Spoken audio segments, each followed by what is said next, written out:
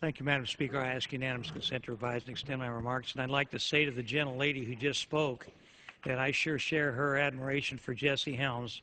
I had the honor to work with him on Burton Law, and I want you to know he was a wonderful man, a titan, a real conservative, and the kind of man that everybody in America could be proud to say that he was a senator in the august body on the other side of the chamber, on the other side of the building.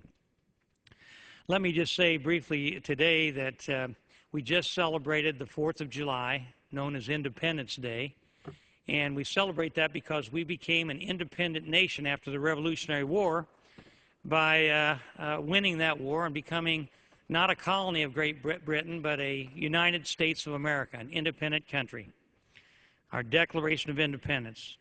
Now we're faced with another problem. It's called energy dependence. We're dependent on Saudi Arabia. We're dependent on other countries in the Middle East. We're dependent on countries in South America like Venezuela that are not friends of ours. And we ought to be moving toward energy independence. And any of my colleagues who are out marching in parades during the 4th of July recess ought to know that the people that they were talking to on those parade routes were saying, hey, we don't want gasoline at $4 or $5 a gallon.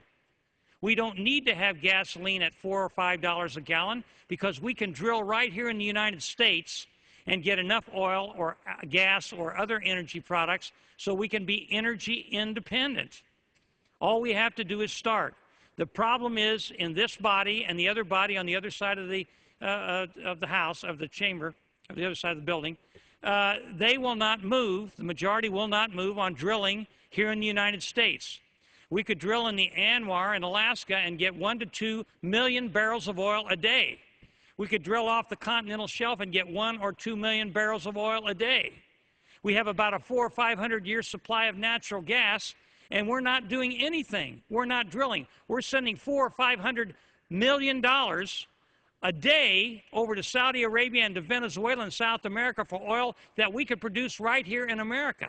It's costing us jobs, it's costing us energy, it's costing food price hikes, the price of anything else that you buy that's transported by truck in this country, and the people who go to and from work are paying $4 or $5 a gallon for gas, or $70 or $80 or $90 for one tank full.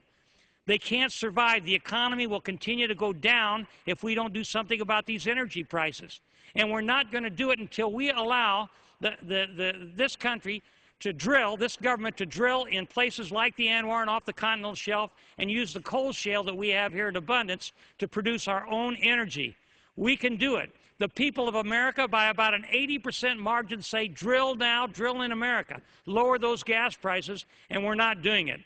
We just celebrated our Declaration of Independence from Great Britain. It's high time we had a Declaration of Independence regarding our energy. We need to drill here in America. We need to drill in the Anwar. We need to drill offshore and become energy independent. It's time, and I hope all of my colleagues will sign my good friend, Mr. Westmoreland from Georgia's petition over here that will let everybody know in this country, all of their constituents know that they are committed to drilling in America to get energy prices down. He's going to take a 1-hour special order here pretty quick, telling everybody why we should be drilling here in America. And so if I were talking to people across this country, Madam Speaker, I would say, call your congressman, call your senator, and tell them to sign Mr. Westmoreland's petition so we can move toward energy independence. It's high time. We should do it now. I yield back. The gentleman yields.